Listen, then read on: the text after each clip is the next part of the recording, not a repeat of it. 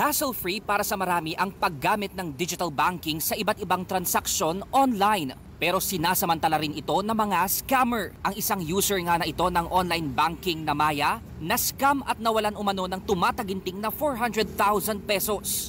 Ang siste, nakatanggap siya ng text message na mukhang galing sa Maya. Kalakip niyan ang link na kanya raw klinik. Yun pala ay dumiretso ito sa website ng mga hacker. Nagagawa nila gamit ang illegal na cell towers na ginagaya ang pangalan ng mga lehitimong kumpanya. Ang tawag dyan, phishing, at layo niyang nakawin ang data ng users. Giit naman ng Maya, hindi sila kailanman nagpapadala ng text messages na may link.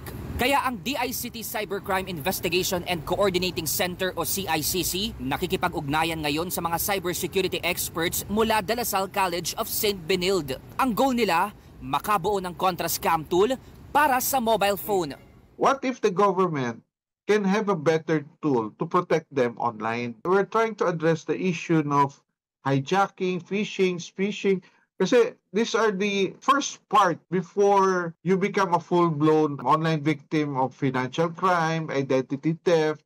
Pinangungunahan ng mga eksperto mula College of St. Benilde ang proyektong anti-phishing tool na tinatawag na Behavioral Biometrics and Content Analysis, a multi-pronged machine learning approach to thwarting SMS phishing.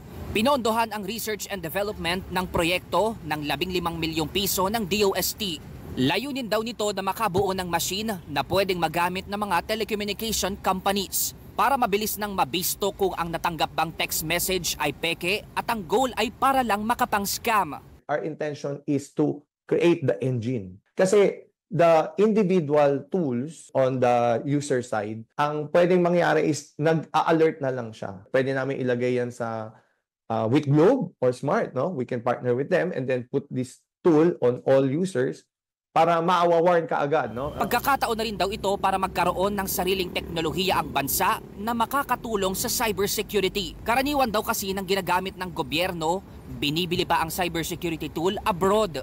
So ang maganda dyan is a country-level solution. Hindi siya yung bibilhin mo pa. No? Gagawin natin to para sa bansa at pag na-implement to, lahat ng tao na nandito sa Pilipinas, kahit may mga foreigner, gumamit ng SMS dito, we will be able to protect everyone.